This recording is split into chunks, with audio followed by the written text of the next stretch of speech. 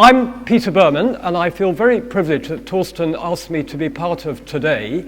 And I imagine I speak for absolutely everybody in saying what an enthralling morning we've had.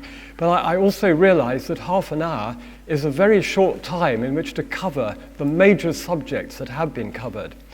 But from Ranald's inspirational remarks at the very beginning to that fantastic talk at the end, it was just an amazing morning. Chairmen shouldn't say much about themselves, but I just want to mention two things that especially interested me this morning that are part of my own research interests. One is into historic gas lighting, and next week I'm taking part in a conference in Berlin on that subject.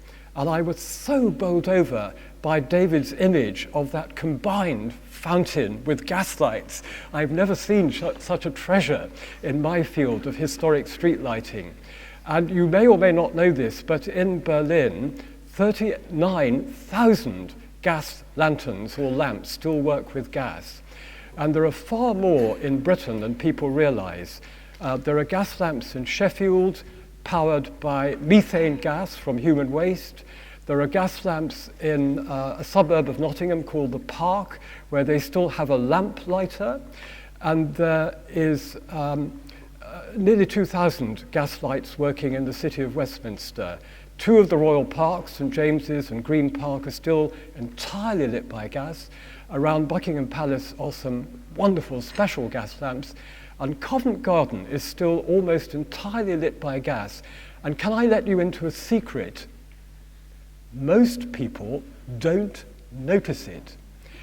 And I think this has a very important message for the heritage. We are surrounded still, as John Hume's wonderful talk showed us, we're surrounded by things that people don't see, let alone understand their significance.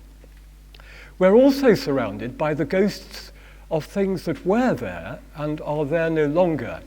And as I was telling John over lunch, one of the most wonderful days I've ever spent in Glasgow was when he took the members of the Historic Environment Advisory Council for Scotland, HEACS, on a River Clyde exploration. And John sat at the prow of this boat, and the rest of us gathered round him eagerly, rather like disciples, and he had a bundle of photographs of sadly often archive images on his knee. And the way he conjured up the cloud-capped towers and the dreaming palaces of what no longer existed was just mind-boggling. It was really an incredible day. And my other great interest, my research interest, I'm heritage advisor to something called the European Association of Historic Horse Studs. And all morning I was thinking, if we were sitting here in 1915, the horse would be everywhere. The provision for the horse would be everywhere. The skills of handling horses, whether as dray horses or horses that are ridden, would be everywhere.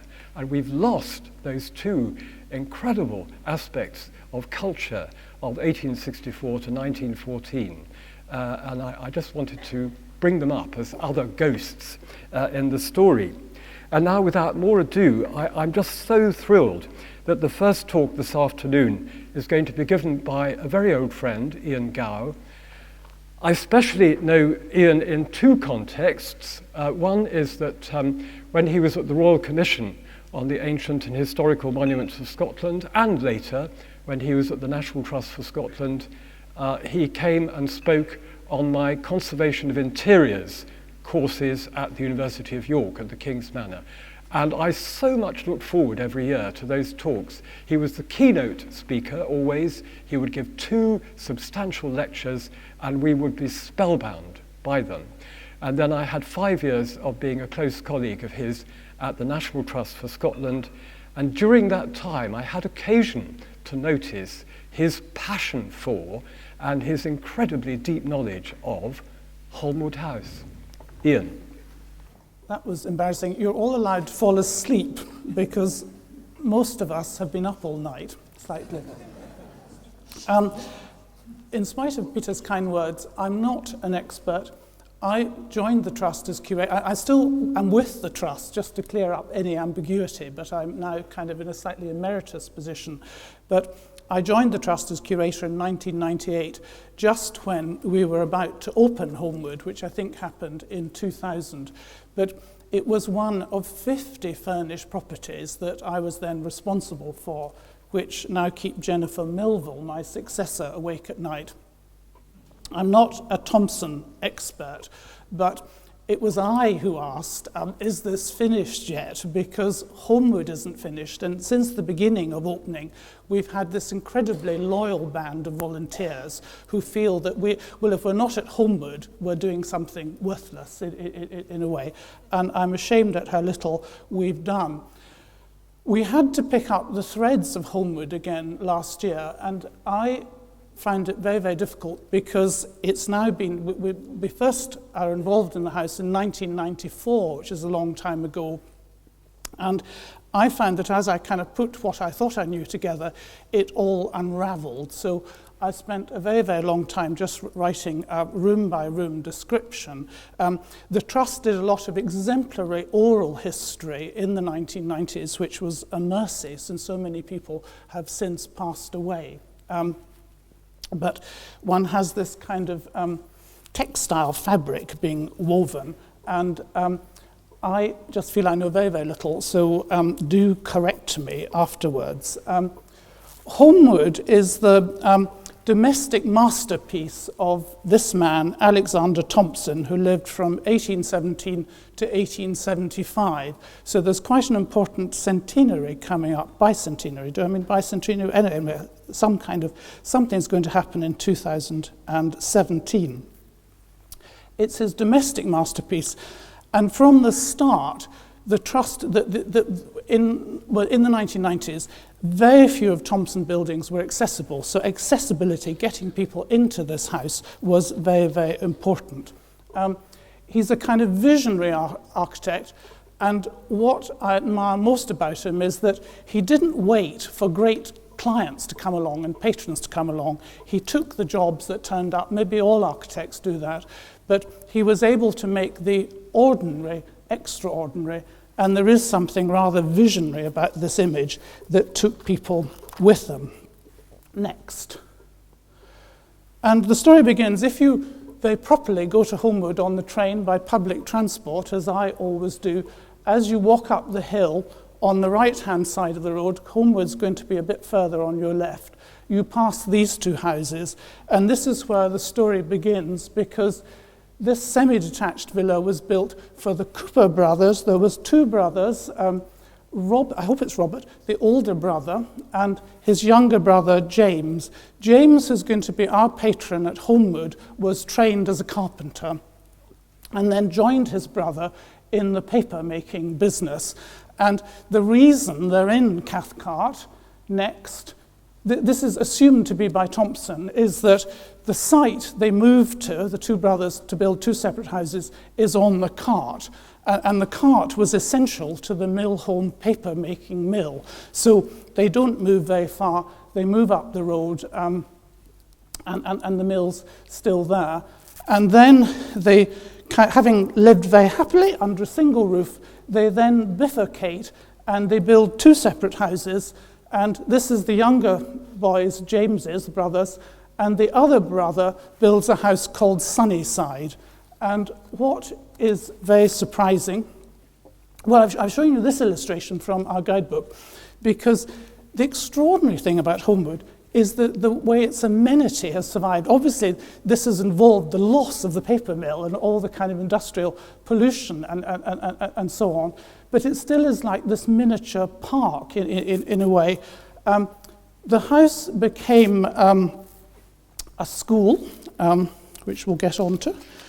They were certainly living in the double villa by 1856. Holmwood was officially built on paper from 1857 to 1858. So if you see the next, this kind of rural illusion belies the fact that when the Trust went there, it was a Roman Catholic secondary school. And I think it's I'm not brilliant at dates. I think it's 1956. Villas always change hands. Villas are built to suit one person, and they almost never go down to the next generation. Holmwood was in the fashionable residential area in beautiful Cathcart, and it changes hands very, very frequently. It's had many, many owners. Cooper married twice, and his second wife only died in 1908, so it had a kind of untouched period from its building in 1857 to 1908, and then it changes hands quite a lot. In 1956, the Sisters of Our Lady of the Missions acquire it to teach in the school, and what preserved the house was that it was the sisters' accommodation, and all these other buildings were built round about. We then knock the school down, which was much welcomed. The key figures in this story, lots of people in Glasgow and the planning department, but the key figures are Gavin Stamp, who wrote all the kind of the literature to save it that smelled of cordite in his kind of wonderful campaigning, like a kind of 19th century divine, really, in a way. And the other key person was the late and great Lord Bute, who, this is a quotation, who squared the Catholic Church. And it was known that the school, please don't repeat that, it was known that the school was giving up, and mercifully it was acquired by the trust after very, very complicated stories. The one kind of concern about the amenity of later owners of the house was the proximity of the cemetery. And in fact, to preserve their amenity, they had bought some land behind the house, which allowed the school to be built. And I think most of us could think of no better neighbours than a cemetery in a way. But that was why a lot of the planting was done, and the beautiful avenue that goes into Holmwood now was planted to kind of put the cemetery at bay. The sisters bought Sunnyside House, the other villa, to turn it, because it was on flatter land, they turned that into the school sports field. So it's all been reunited. I thought I had a picture of Sunnyside. It may come up again. Anyway, this is what we do by 2000 next. And this is the house restored. And the key person was much lamented trust surveyor Philip Schreiber, who died very, very suddenly in 2008, which was a great shock. And that's another reason why there was delay in things happening at Holmwood. And Philip, who was absolutely brought up on the borough charter and things, took the house back to this key date of 1857 to 58, and he kind of detached the school and demolished it and redid the roofs, everything, so that it was back to its known design in 1857. So that was the exterior, and as the curator once very, very keen that the surveyors have the roofs in order and so on, and then you can worry about the interior. And it is, as I say, it's a domestic masterpiece by this extraordinary visionary architect, and the plan is kind of expressed from the outside. It's kind of picturesque. That's the dining room, which is like a Greek temple, front door in the middle, staircase behind, lit by a cupola, and then the drawing room is on the first floor with a strip of windows. And it enjoys, the windows are casements, and it enjoys the balcony above this extraordinary bow window in the living room of the house, which is more than a semicircle. It completes it itself. So that's what happened without any kind of further argument. It was put back to the state it was in 1857, and I'll tell you how that was done in a minute. And I think the next is Sunnyside. And what's very interesting is that the older brother seems to have had bigger but more of the same in the style of the first Thomson semi-detached house. And he went to the architect James Smith of Glasgow, and it's very, very fascinating as to how the brothers kind of bifurcated in this way. And one knows nothing about the reasons for that. The brother outlives his younger brother, and he finds this institute, the Cooper Institute, not so very far away.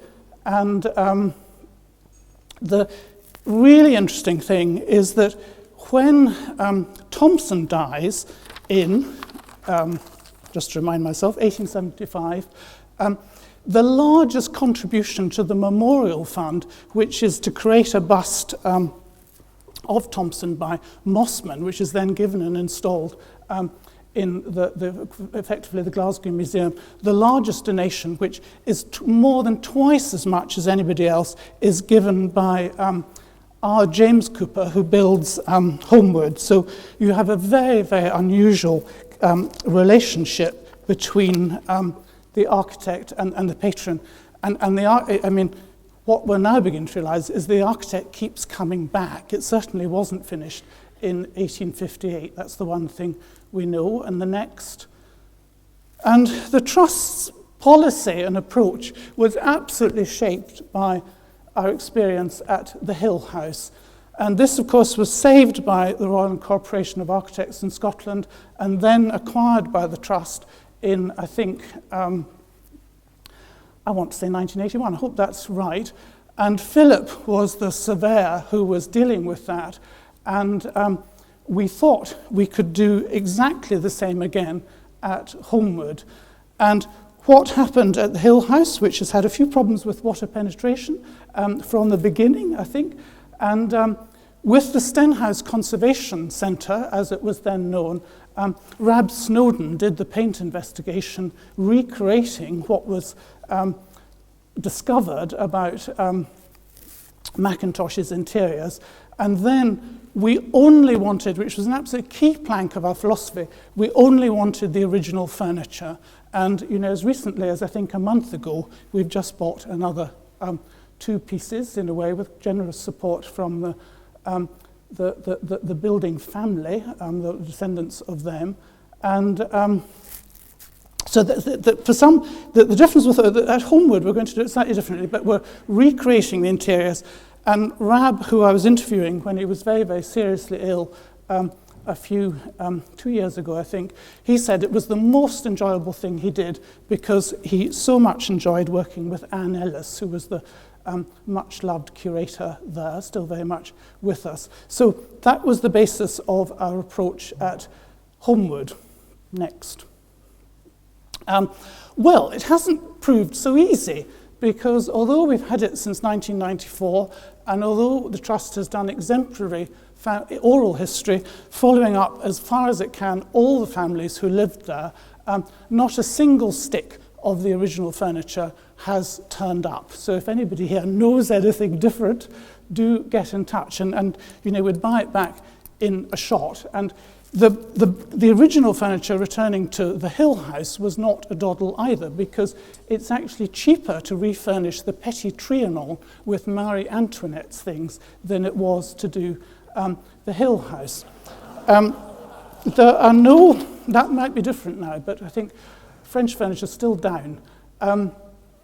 The challenge for Philip as well is that there are no original building papers, with the solitary exception of this, which is a bill for carpets, which we've been hearing about so interestingly before lunch, of 1908, which is clearly a renewal. The house is kind of at least 40 years old by now, and this is Mrs. Cooper, the second Mrs. Cooper, finally doing something about the rooms, not knowing that this bill was going to end up in her executory papers. She dies very soon after this work is done. And this bill was handed in to us as a bit of ephemera by a member of the public whose name was not recorded. So if anybody knows who gave this wonderful thing to the Trust, do let us know. And then in the best National Trust tradition, I'm not allowed to say it was lost, but it was mislaid for several years. So we're very, very pleased to see it again. And then next, and over to you to contradict me, but there are no surviving office drawings from Thomson's practice, which clearly went down in the kind of successive partnerships of the firm. At the time of Holmwood, Thomson was in practice with his brother. But what there is, in 1934, a box of architectural drawings was given to the Mitchell Library with his library. The books went straight into the library stock, and I don't think there was ever a list.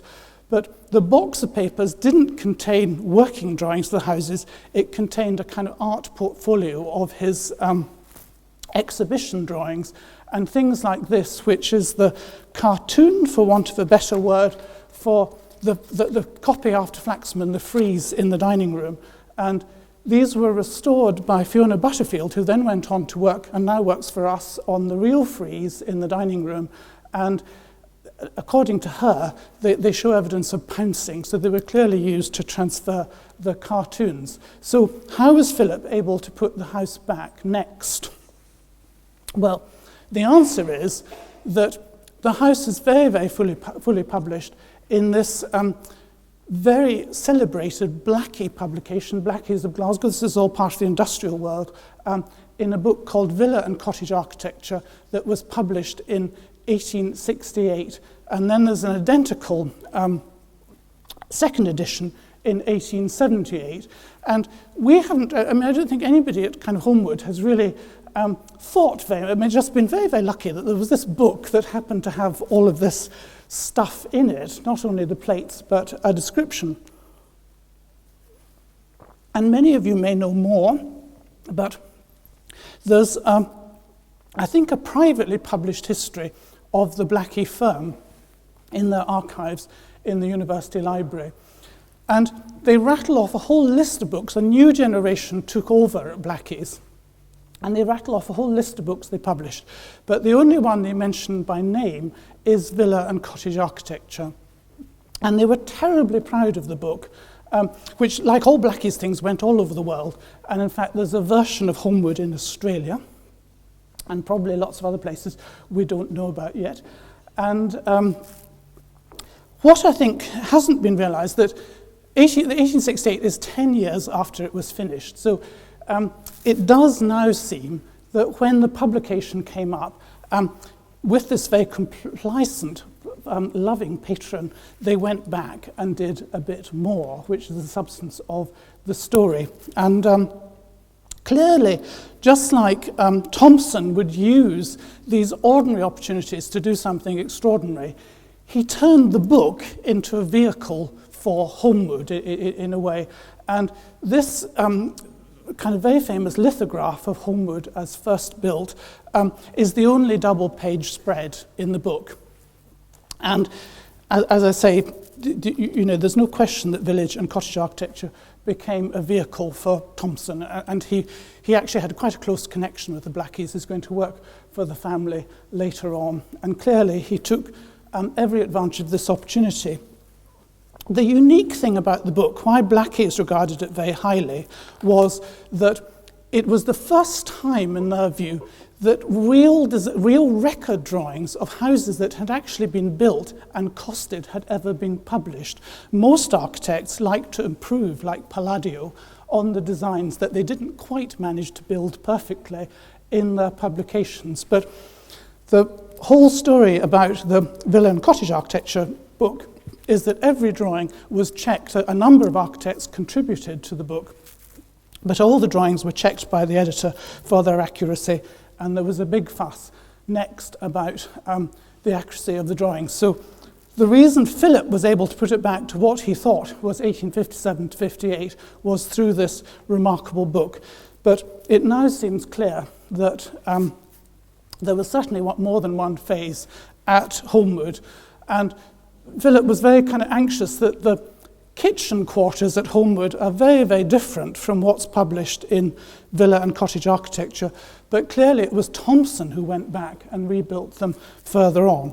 So very lucky, we've got wonderful plans, and then even better, next, Thomson supplied his own descriptions of the house himself, and the critical thing was all the costs were given, and it was, on this day, it was a kind of dual nationality publication, in that there was a glossary of Scots building terms at the back, because being published in Glasgow, so many of the houses were Scottish in a way. There was London houses as well. But if anybody's looking for a thesis subject, I think villa and cottage architecture is worth unpacking.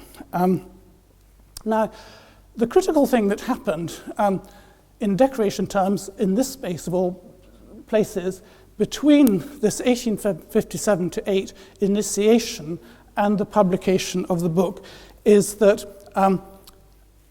Thomson began to work with Cottier on the Queen's Park Church in 1867 to 9.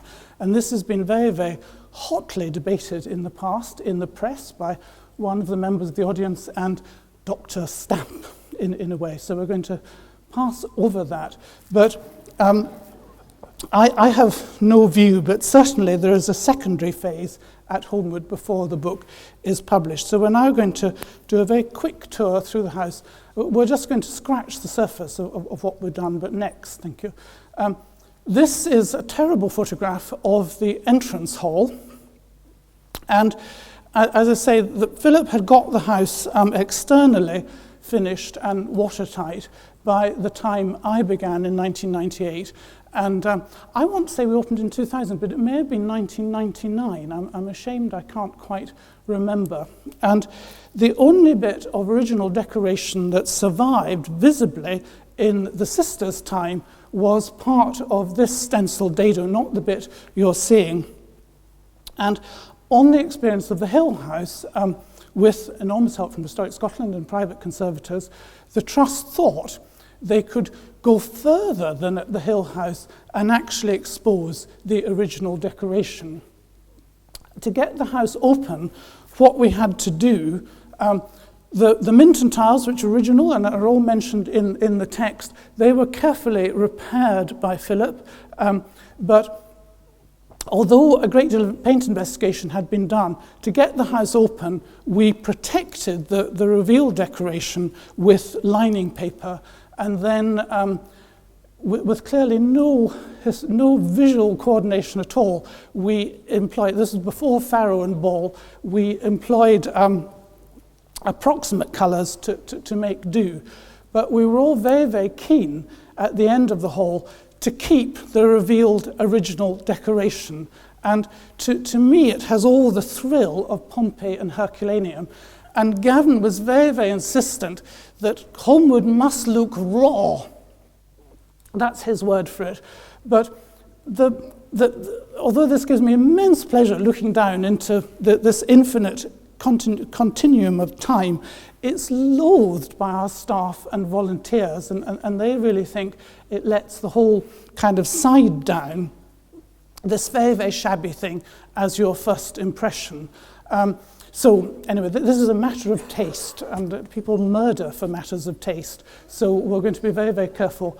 And one of the great secondary things in the house is this fantastic barometer parked on top of Thomson's fireplace, presumably by himself and presumably by the Mossmans. But it's actually one of the most beautiful things in the Trust.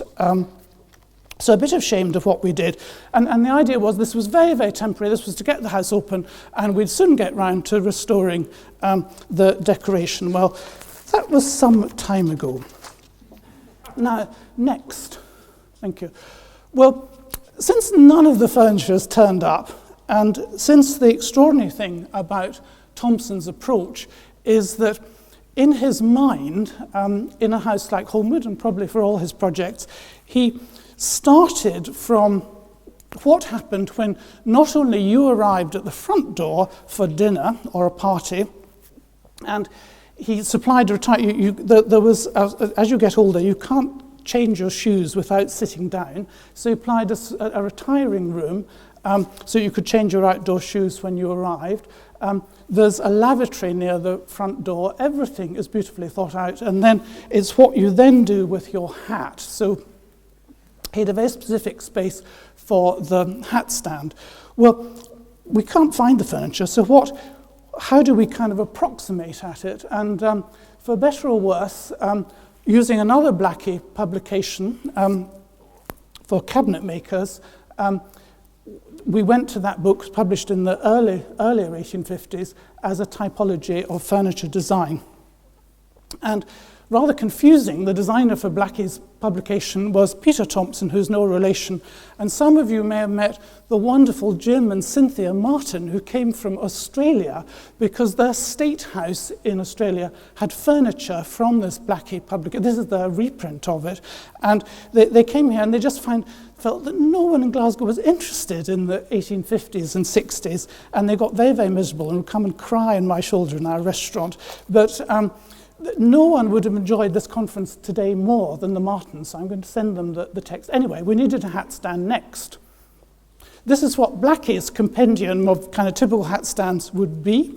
There was a lot of measuring. Every time an aesthetic hat stand turned up at auction, measuring went on, but nothing turned up.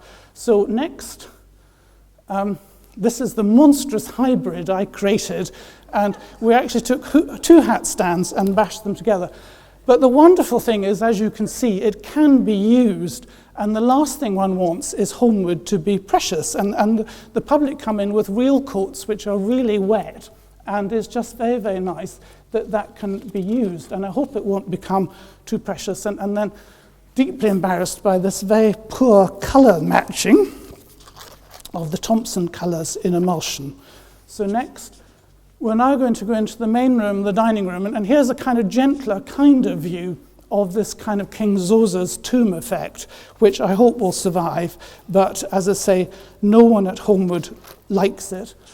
And the next slide is it's very difficult to photograph the rooms at Holmwood without killing them with wide-angle lenses and things. But this is our first attempt at the dining room. And for better or worse, the dining room, ironically, is the best surviving interior at the house. It was the grandest room.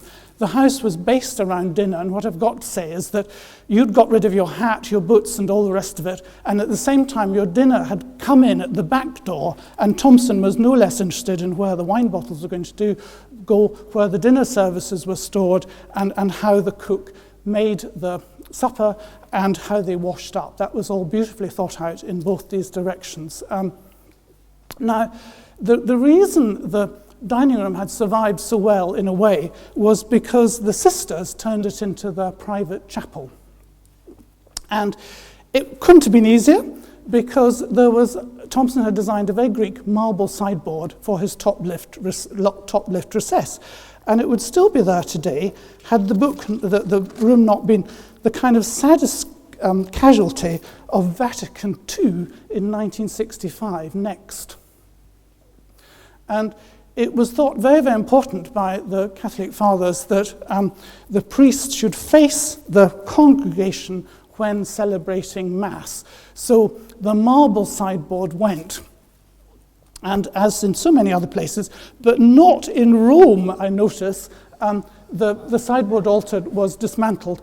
And David Walker is adamant that when he went in 1965, the sisters, 1965, the sisters were still using the sideboard altar. So it went west, but mercifully. The other thing that had to go was the Flaxman frieze of naked men and less naked women. But they kind of carefully papered over it next. What has survived, and mercifully never was white painted, was the timbers. Thomson's interiors depended on this exposed woodwork, and that's all fine. And so the rooms have this aesthetic of usually two different timbers. The trim, as they say in America, is done in yellow pine, and then this contrasting fretwork of mahogany is laid on top. Obviously, the colour contrast changes with time, but because the house was always a fashionable villa, the later owners redecorated it with fancy decorators. And what's happened here is, I think, somebody has flattened out this contrast, and on a good day, you can still see colours on the acroteria, so there was colour picking out and things. And I think I'm dead against any kind of chemical stripping of this. I think we just have to live with it. And, maybe all archaeology is destructive. like Newhale's, it still is all to play for. If somebody has a better idea, they can approach the refinishing. But at the moment, this decorator's 20th century effect on the woodwork is going to stay. Next. What we've got is the frieze has been beautifully conserved by Fiona Butterfield, who now works for us. And what has been revealed on the walls is the original pattern. And it does suggest there's a date of 1867 associated with this work. Allegedly, I've never seen it, but above this door case here. So the wall face pattern is probably a Cotier improvement. And next, what we've done is next to that door, and it's taken a very, very long time with excellent conservation advice from a lot of private conservators, we've now exposed an entire strip of the decoration. Una Richards, when she worked for this trust, got very, very anxious about the excavating of the original finishes because she felt we were losing the copal varnishes on top of them. So what's now happening is that enough of the original decoration will be exposed to copy the patterns, but in fact, we've now got money from our North American Foundation to continue the decoration on new lining paper, which will be painted new as craftsmanship. Again, it's not doing any damage at all, and it can be revisited. The chimney piece this is really thought to be one of the keys to what aesthetic furniture looks like, in that Thomson invented this wonderful system of incising marble, not carving it, but just incising it with lines and then gilding in the interstices. And it's black Galway marble, and the idea was that the gilding would harmonise with the objects, which he wasn't kind of saying he was going to design, displayed on the chimney shelf. And we were left a wonderful clock after Canova, which has now found its way to Holmwood, and is the subject of one of the only jokes in the Haldane lectures, which we don't have time to tell, but you can look it up. Next. Having exposed so much original decoration, the conservators, rightly, with these huge glass windows, insisted that we lowered the light levels. So there's film on the windows. And then, I think the year before last, 2030, when was the Olympics? Anyway, whenever the Olympics were on, Tidmarshes from London remade the Venetian blinds, and they unfortunately were working in the curtilage of the Olympic Games, and it was all very difficult. Anyway, next, the biggest Venetian blinds we've ever made, but they're there. And we're now revisiting, this is a B&Q version of the marble sideboard. We have the trusses, but we're now revisiting this, and well, you can't recognise, but that's Graciela Ainsworth, who said we're going to replace the trumeau across the top in real marble, because she said that would be easier. But as I say, that's what we're doing now. And then this is one, when the altar was dismantled, or the sideboard was dismantled, next, mercifully, the trusses went into store. So these are amongst the only pieces of Thomson furniture we have, and we're going to reconstruct it next. So that's going to happen this summer. The only evidence are these midget sections, which here are kind of grotesquely blown up. So that's going to be Graciela and Charles Taylor's task to try and reconstruct it next. So, and then Glasgow Museums have very, very kindly lent us the one surviving authentic piece of Thomson furniture from Kelvin Grove, which we were always terrified they'll ask back.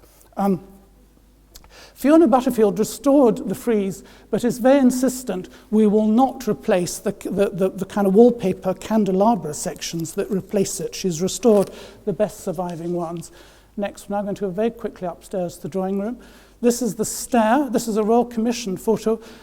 In putting the house back, Philip rightly took out the later windows, which are very carefully in store in Culzean and may go back on display in a bedroom, but not in the window. And this may be the only surviving bit of Holmwood furniture that we know the furniture stayed in the house throughout much of the 20th century, and it may be something survived. So the stair leads up to the drawing room. Next. This is the drawing room at the top of the stair, with the balcony on the bow. Next. And then the key to kind of the interiors, the aesthetic interior, is the articulation of the wall face. And unfortunately, this wall, the chimney piece wall, had dry rot, but the decoration survived elsewhere. Next, more Venetian blinds. This is what the surrounds of the panels that were uncovered. And next, we know from villa and cottage architecture that there were figurative panels in these panels, but nothing has survived. Next. So they've gone. This is the only illustration of the paintings by Cameron. They were works of art, Hugh Cameron, but they've gone. They've completely gone. So it does look as though, again, they are secondary editions by Cottier and Cameron and Thomson all working together. Next. But this is an electioneering photograph. This is Mr. Gray, an early 20th century owner of the house, who was going to stand as a Liberal candidate, so I don't need to identify who's standing next to him. But the photograph was taken in the drawing room, and whatever the infill decoration was has completely gone. So maybe it was on canvas.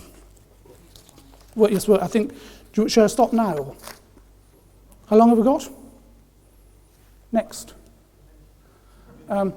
So this is the infill of the drawing room panels, which we don't have, and the implication is that this was probably on canvas, mariflade to the wall, and then the artworks went in on top, but they're no longer there. Next. And then the one thing we do have left is the slab of the original pier table.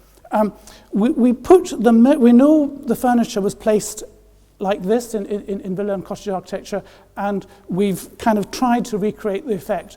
And we made the mirror as a plastic mirror, not putting any strain on the wall, in commercially available mouldings. But there's still, that's as far as we've got.